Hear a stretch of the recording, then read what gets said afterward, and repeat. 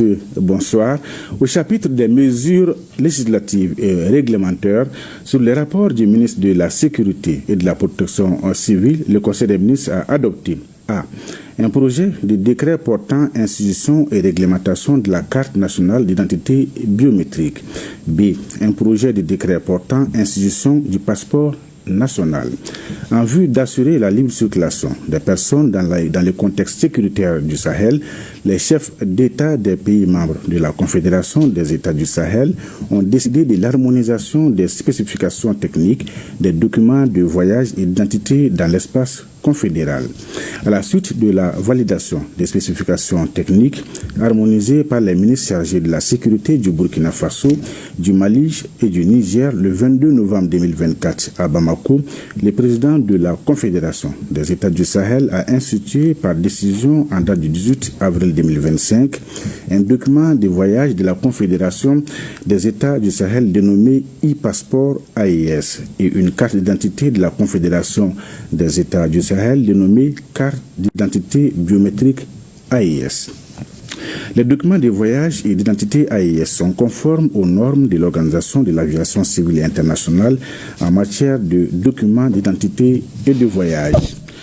L'harmonisation des spécifications techniques des documents de voyage et d'identité permet de prendre en compte dans le contrat de concession qui sera conclu pour la fabrication du passeport et de la carte d'identité nationale les éléments graphiques liés à la Confédération AES. Les projets de décret adoptés permettront de mettre des documents de voyage et d'identité sécurisés à la disposition des populations en vue d'améliorer le contrôle de la libre circulation des personnes et d'assurer une meilleure traçabilité des mouvements des populations. 2. Sur les rapports du ministre des Affaires étrangères et de la coopération internationale, le Conseil des ministres a adopté des projets de texte relatifs à la ratification de l'accord de prêt signé à Bamako le 20 février 2023 entre le gouvernement de la République du Mali et le Fonds africain de développement relatif au financement de la phase 2 du programme de renforcement de la résilience à l'insécurité alimentaire et nutritionnelle au Sahel. Par cet accord, le Fonds africain de développement consent au gouvernement de la République du Mali un prêt d'un montant de 25 millions d'unités de compte, soit 21 milliards 340 millions 500 000 francs CFA environ. La mise en œuvre du programme objet du présent financement permettra d'accroître durablement les revenus tirés des chaînes de valeur agro-silvo-pastorales et halieutiques, de renforcer les capacités adaptatives des populations par une meilleure maîtrise des risques climatiques et de contribuer à l'atténuation des effets du changement climatique. 3. Sur les rapports du ministre de l'Urbanisme, de l'Habitat, des Domaines, de l'Aménagement du territoire et de la population, le Conseil des ministres a adopté des projets de décret portant affectation au ministère des Transports et des Infrastructures des parcelles de terrain, objet des titres fonciers, numéro 10 342 du cercle de Caille, numéro 1309 du cercle de Sikasso, numéro 209 du cercle de Ségou, numéro 341 du cercle de Tombouctou et numéro 2612 du cercle de Gao. Les parcelles de terrain de superficie respectives de 31 ar, 98 centiares 6 à Caille, 78 ar, 48 centiares 6 à Sikasso, de 11 ar, 49 centiares 6 à Ségou, de 44 ar, 54 centiares 6 à Tombouctou et de 1 hectare, 17 ar, 99 centiares 6 à Gao abritent les services de l'Institut géographique du Mali.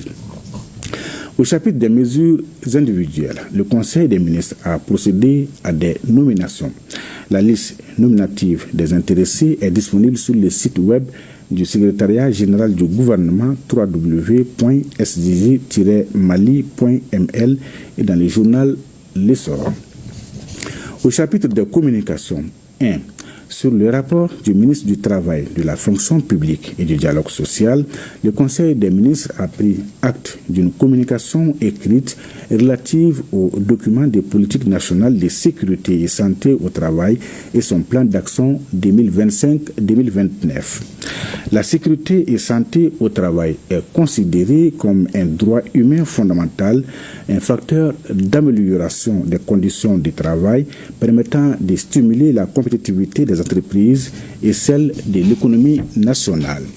Pour faire face aux défis de la sécurité et santé au travail, le gouvernement a adopté dès les premières années de notre accession à l'indépendance la loi numéro 62-67/ANRM du 9 août 1962 portant Code du travail en République du Mali et la loi numéro 62-68/ANRM du 9 août 1962 portant Code de prévoyance sociale en République du Mali.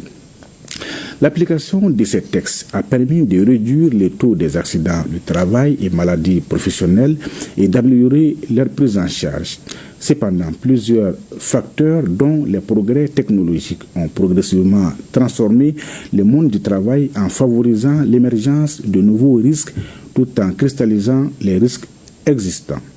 Pour renforcer la prévention des risques professionnels et améliorer les cadres juridiques de la protection des travailleurs, le gouvernement a adopté plusieurs autres textes législatifs et ratifié la Convention numéro 155 de l'Organisation internationale du travail sur la sécurité et santé au travail et le protocole 2002 relatif à la dite convention qui fait obligation à chaque État partie d'élaborer une politique nationale de sécurité et santé au travail. Le gouvernement, pour satisfaire cette obligation et faire face au déficit du travail décent en tout genre, a élaboré la politique nationale de sécurité et santé au travail qui sera le cadre fédérateur de toutes les interventions de l'État en matière de sécurité et santé au travail. L'objectif de cette politique est de protéger l'homme au travail par une prévention des risques professionnels en minimisant les accidents de travail et maladies professionnelles dans tous les secteurs, y compris l'économie informelle, et d'améliorer la productivité. Elle est inscrite dans les axes prioritaires du cadre stratégique de la refondation du Mali, de Malikoura Nietassira Kaben 2063,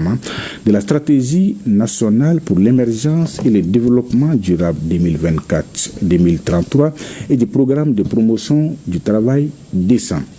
La politique nationale de sécurité et santé au travail est articulée autour de 4 objectifs spécifiques et assortie d'un plan d'action couvrant la période 2025-2029. 2. Le ministre de l'Économie et des Finances a informé le Conseil des ministres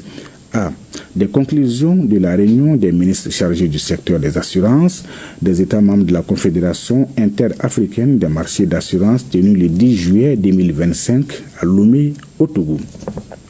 Cette première réunion au titre de l'année 2025 a examiné, entre autres, le compte-rendu des travaux du Conseil du 17 décembre 2024,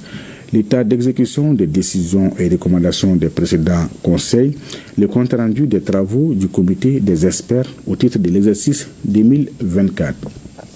Le Conseil a approuvé les rapports du secrétaire général de la Conférence interafricaine des marchés d'assurance au titre de l'exercice 2024. Les ministres ont également procédé à la modification de certaines dispositions du statut du personnel de la Conférence interafricaine des marchés d'assurance, approuvé les règlements modifiant et complétant certaines dispositions du Code des assurances de la zone CIMA, notamment celles portant sur la lutte contre le blanchiment des capitaux, le financement du terrorisme et la prolifération des armes de destruction massive. B. Les principales conclusions de la 35e session du comité d'orientation du Centre régional du Fonds monétaire international pour le développement des capacités pour l'Afrique de l'Ouest, tenue les 25 et 26 juin 2025 à Nouakchott, en Mauritanie. Le Centre régional du Fonds monétaire international pour le développement des capacités pour l'Afrique de l'Ouest appuie le renforcement des capacités dans 10 pays et dans certaines institutions régionales de l'Union économique et monétaire ouest-africaine, telles que la Banque centrale des États de l'Afrique de l'Ouest et la Commission de l'UEMOA. Le comité d'orientation est chargé de fournir des directives stratégiques et de contribuer à établir les priorités du centre. Il approuve également les programmes de travail annuels et le budget. Au terme des travaux, le comité a entre autres entériner le rapport sur l'exécution du programme de travail et du budget de l'année fiscale 2025, ainsi que le budget et le programme de travail de l'année fiscale 2026. Approuver le budget révisé de la phase 5, encourager les États membres à contribuer au financement des activités de la phase 5 du centre, attribuer la présidence du comité d'orientation au Mali pour 2 ans à compter du 26 juin 2025. Le Mali a également été désigné pour assurer la présidence du comité d'orientation de l'Institut de formation pour l'Afrique du Fonds monétaire international pour une année. 3. Le ministre des Mines a informé le Conseil des ministres de la tenue de la 8e session ordinaire de la conférence des chefs d'État et ou du gouvernement de l'autorité de développement intégré des États du Lutako-Gourma par visioconférence le 11 juillet 2025. L'autorité de développement intégré des États du Lutako-Gourma a pour objectif de promouvoir le développement harmonieux et sécuritaire intégré par la mise en valeur dans un cadre régional des ressources minières, énergétiques, hydrauliques, agro-pastorales et piscicoles des 3 États membres. Cette 8e session a enregistré la participation de leur Excellence, le général d'armée Abdourahmane Tchani, président de la République du Niger, chef de l'État, président de la conférence des chefs d'État de l'autorité de développement intégré des États du Lutako-Gourma, le général d'armée Assimi Goïta, président de la transition, chef de l'État de la République du Mali, président de la Confédération des États du Sahel, et le capitaine Ibrahim Traoré, président du Faso, chef de l'État. L'ordre du jour de cette session portait principalement sur la question de l'ancrage de l'autorité de développement intégré des États du Lutako-Gourma dans l'architecture institutionnelle de la Confédération AES. La Confédération des chefs d'État, après avoir pris connaissance du rapport sur l'état des lieux de l'autorité de développement intégré des États du Lutako-Gourma et de celui de la 13e session extraordinaire du Conseil des ministres tenu à Bamako le 24 mai 2025, a pris d'importantes décisions, notamment la transformation de l'autorité de développement intégré de ces États du Lutako-Gourma en agence d'exécution des projets et programmes de développement selon les orientations et sous la conduite du Conseil des ministres de la Confédération, la réalisation d'un audit de l'autorité de développement intégré des États du Lutako-Gourma, la nomination pour une durée de 6 mois d'un administrateur provisoire chargé de conduire cette transformation sous les directives du Conseil des ministres.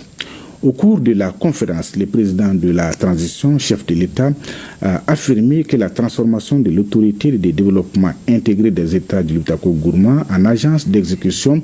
permettra à la Confédération des États du Sahel de contrôler la conception, le financement et la réalisation des projets et programmes dans l'espace confédéral. 4. Le ministre de la Santé et du Développement social a informé le Conseil des ministres de la situation épidémiologique du pays, marquée notamment par une stagnation du nombre de cas confirmés de dengue comparé à celui de la semaine écoulée. Le président de la transition, chef de l'État, a cependant appelé la population au respect strict des mesures de prévention et de lutte contre les maladies. Voilà, Khadija, tu connais ce qu'il fallait retenir du communiqué du Conseil des ministres de ce mercredi. Merci.